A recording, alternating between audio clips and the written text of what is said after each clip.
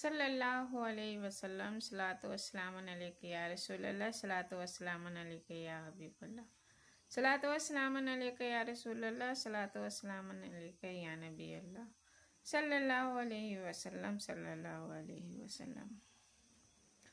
तो हर दिन की तरह आज भी हम इस्लामिक वीडियो लेकर के आ गए हैं। दिन की बातों और हदीस की बातें लेकर के आ गए हैं आप सबके साथ। आप लोग से बहुत बहुत गुजारिश है कि आप लोग हमारे वीडियो को शेयर करें, सपोर्ट करें, आप लोग देखें।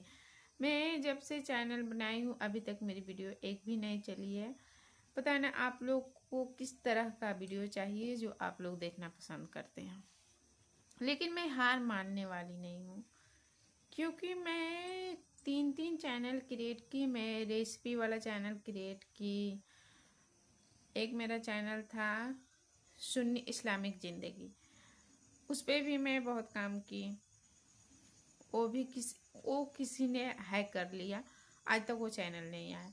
फिर मैं दूसरा चैनल बनाई, उस पर हमारा चैनल पे कितना 31,600 प्लस का सब्सक्राइबर है।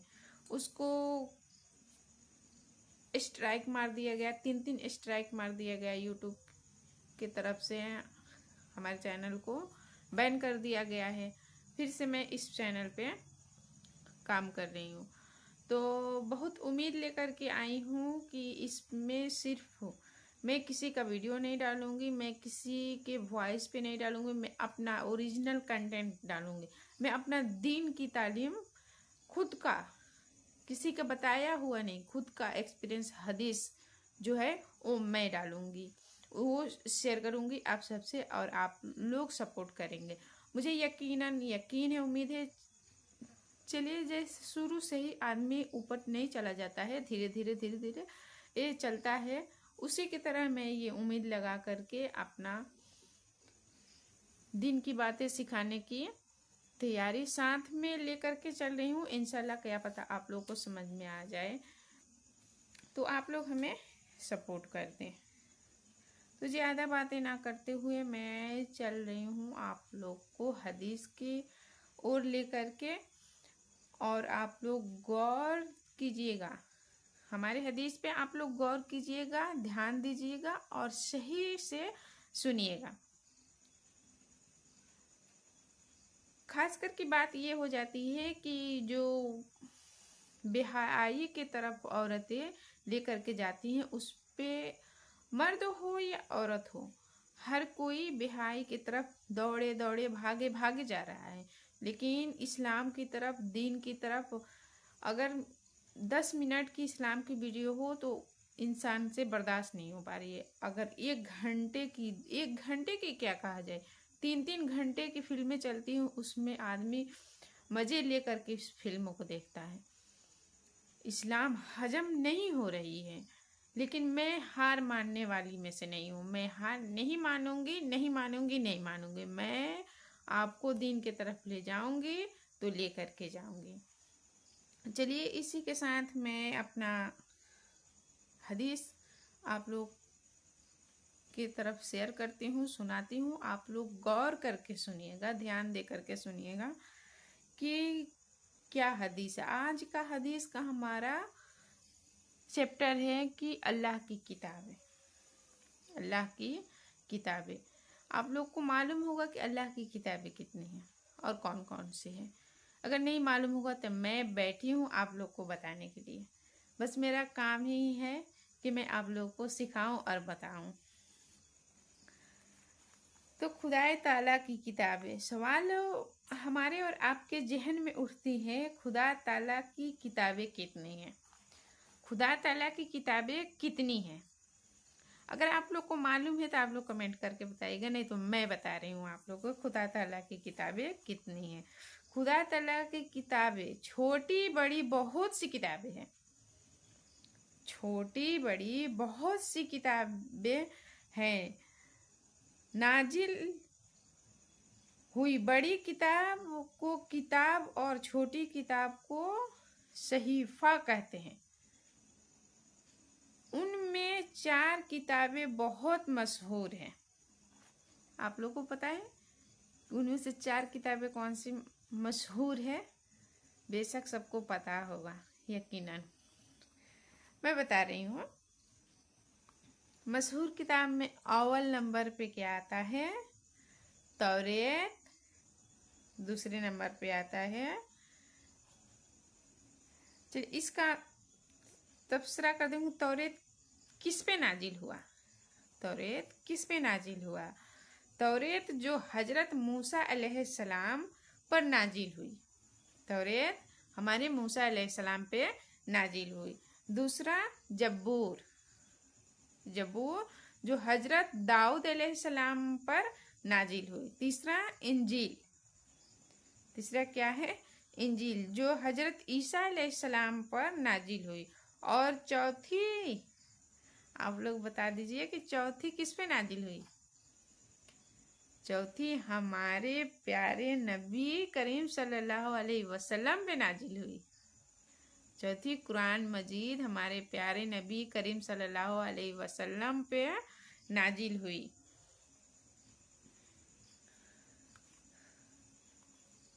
और मैं आप लोग को बता दूं, कुरान करीम नाजिल हुई किस लिए? ताकों पे रखने के लिए।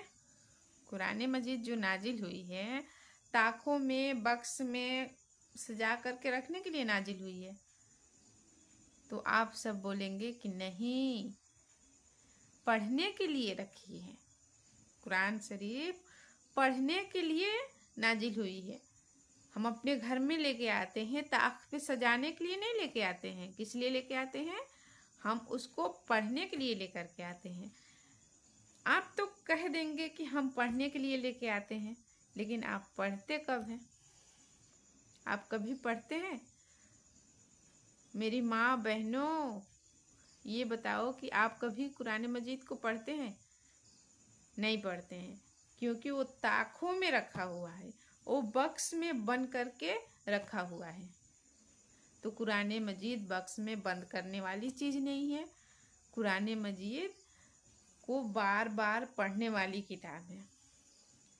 सवाल आता है कि कुरान शरीफ को अपने अल्फाज में क्या बोलते हैं? हर चीज़ का होता है ना, हर चीज़ का होता है कि हम अपने जामे में, हम अपने अल्फाज में उसको तबसरा करते हैं। तो कुरान शरीफ के अपने अल्फाज में क्या कहते हैं? कुरान शरीफ को अपने अल्फाज में बार बार पढ़ने वाली किताब बोलते हैं, क्योंकि कुरान शरीफ कभी ख़त्म ही नहीं होती। ऐसा नहीं कि आज ख़त्म, जैसे हमारी ज़िंदगी है, आज ख़त्म हो गई, कल आने वाली नहीं है। हमारी कुरान करीम आज ख़त्म हो गई, कल से फिर शुरू कर देंगे। परसों ख़त्म हो गई, चौथे दिन से फिर शुरू कर देंगे, तीसरे दिन से फिर शुरू कर देंगे। तो क्या है, बार बार पढ़ने वाली किताब है। तो आप सबसे गुजारिश है, रिक्वेस्ट है, अपील है कि आप लोग कुरान मजीद को ताक पे ना रखें। वो ताक पे रखने वाली चीज़ नहीं, वो बार बार पढ़ने वाली चीज़ है। उससे रोजी आती है, बरकत आती है। कुरान करीम की बरकत इतनी बड़ी बड़ी है, इतनी फजीलतों वाली बरकत है कि जब हम कब्र में जाएंगे ना, जब यहाँ से हम कब्र में जाएंगे उठकर, तो यहाँ से तो हम बस कुछ नहीं लेके जाना। क्या आपको कुछ लेके जाना है यहाँ से? यहाँ से आपको कुछ लेके जाना है? हमको कुछ लेके जाना है? नहीं नहीं, हमें कुछ भी नहीं लेके जाना है यहाँ से। हमें खाली हाथ जाना है। तो हम क्या अपनी तैयारी कर रहे हैं? हम अपनी तैयारी कुछ कर रहे हैं? हम अपनी कोई तैयारी नहीं कर रहे हैं। तो हमें कुरान करीम को तिलावत करनी चाहिए। कम से कम कुरान शरीफ की तिलावत 3 रुकू तक हर रोज दिन करनी चाहिए। 3 रुकू 3 सफा हमको हर रोज कुरान करीम की तिलावत करनी चाहिए। तिलावत करने वालों तो जिनके घर में होती है उनकी बात कर, जिनके घर में नहीं होती वो तो ताकों पे सजी हुई है। जिनके घर में होती है कुरान करीम की तिलावत, वो महीनों में ख़त्म कर देते हैं, 10 दिन में ख़त्म कर देते हैं। लेकिन अक्सर महीनों में कुरान करीम जो पढ़ने वाले हैं उनको कुरान करीम महीनों में ख़त्म कर देते हैं। लेकिन हमारे यहाँ क्या है, वो ताक पे सजाया गया है। हाँ, हम मुसलमान हैं क्योंकि हमारे घर कुरान पाक है, हम मुसलमान हैं। तो कान खोलकर सुन लीजिए, कुरान करीम ताक पे रखने वाली चीज़ नहीं है। मैं फिर से कह रही हूँ कि कुरान शरीफ बार बार पढ़ने वाली किताब है, और यही कुरान करीम जब कब्र में हम लेटेंगे ना, उस दिन काम आएगी। जब कब्र में हम लेटेंगे उस दिन हमारे कुरान करीम काम आएगी। उस दिन अपने बंदों से बोलेगी, जब फरिश्ते आएंगे सवाल जवाब करने के लिए, तो फरिश्तों से कुरान करीम बोलेगी कि इनका जवाब मैं दूंगी, इनको सोने दिया जाए। अगर हम कुरान पाक नहीं पढ़ेंगे तो हमारे साथ कौन जाएगा? दुनिया का तो कोई चीज़ जाना ही नहीं है। सबसे प्यारा माँ बाप, जब हम पैदा होते हैं तो सबसे प्यारा हमारे लिए कौन होता है? हमारे माँ बाप होते हैं।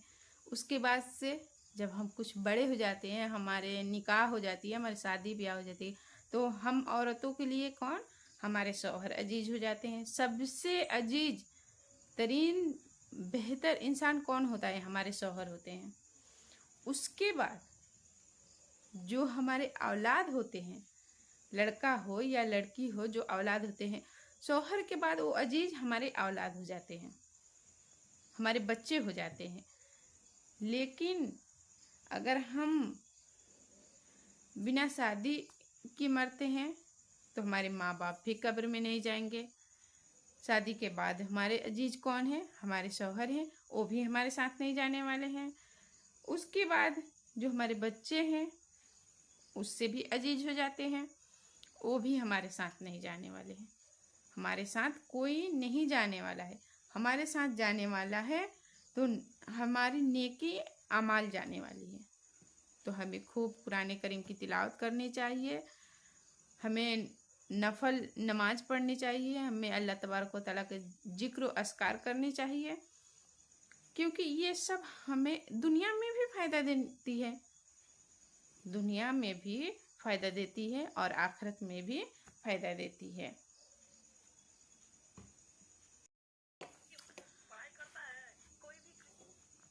दुनिया में अगर हम आए हैं तो हमें क्या करना है? क्या हमें यहीं पे कमाना और खाना और यहीं पे रह जाना है? नहीं, हम दुनिया में आए हैं तो सबसे बेहतरीन दोस्त हमारा कौन है? सबसे बेहतरीन दोस्त हमारा कौन है? सबसे बेहतरीन दोस्त हमारा रब तबारक व तआला है।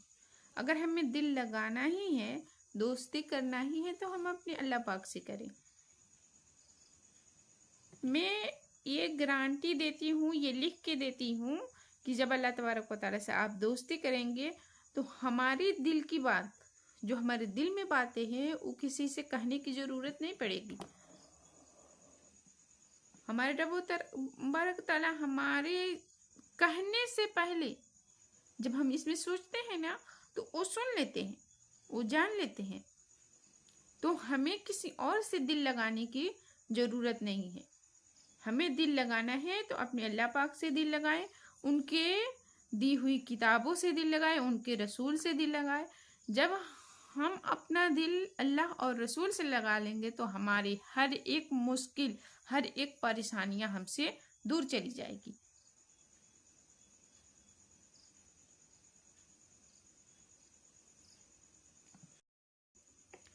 तो आप लोगों में से कौन कौन वादा करता है कि हम कुरान करीम की तिलावत करेंगे, कुरान पाक की तिलावत करेंगे? वीडियो लंबी हो जाएगी, नहीं तो मैं एक दो और सवाल की जवाब देती, उसके बाद से एक सवाल मैं कर ही लेती हूँ। सवाल होता है कि पूरा कुरान मजीद एक दफ़ा में नाजिल हुआ या थोड़ा थोड़ा? एक दफ़ा में कुरान करीम नाजिल हुआ कि थोड़ा थोड़ा नाजिल हुआ? जवाब में आता है पूरा कुरान मजीद एक दफ़ा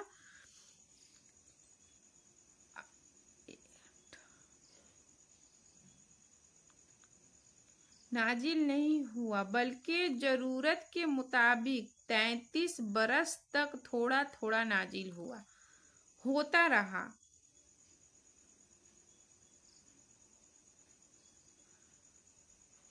कुरान करीम की हर सूरत पर ईमान लाना जरूरी है?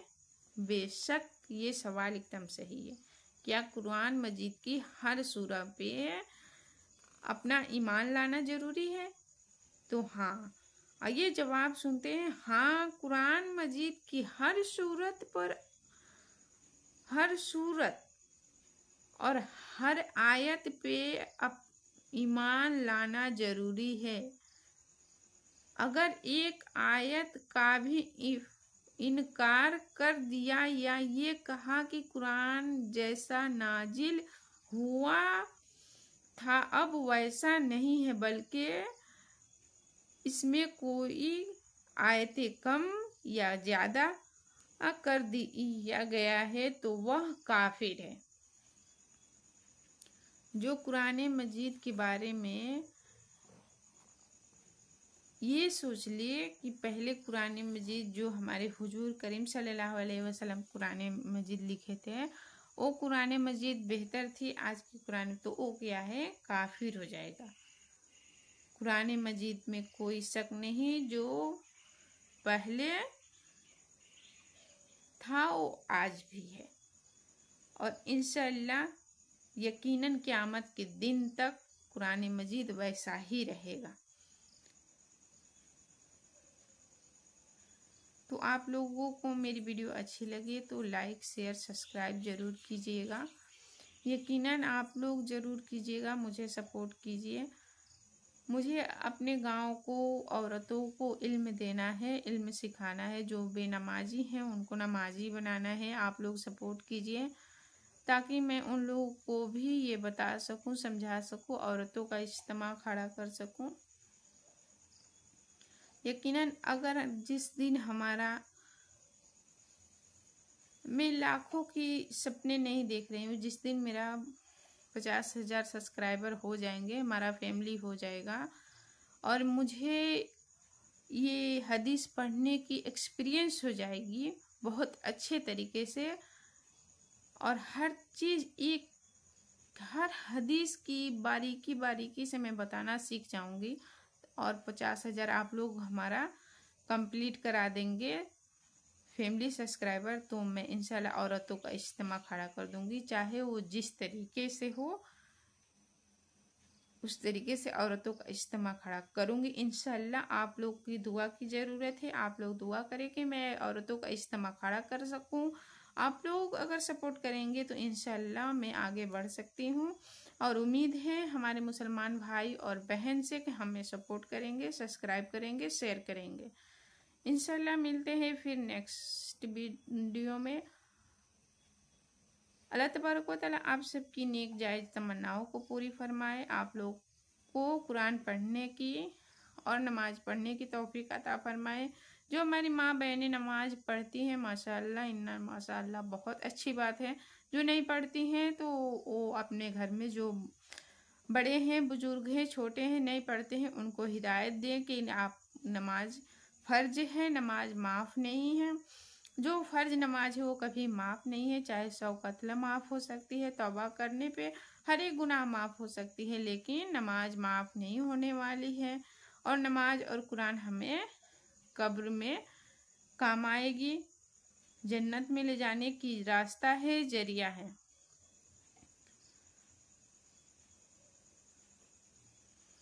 अस्सलाम वालेकुम वरहमतुल्लाहि वबरकातुहू। इस पे वीडियो एंड करते हैं। फिर से बोल रही हूँ, like share subscribe please. Thank you, शुक्रिया आप लोग का इतनी कीमती वक्त देने के लिए।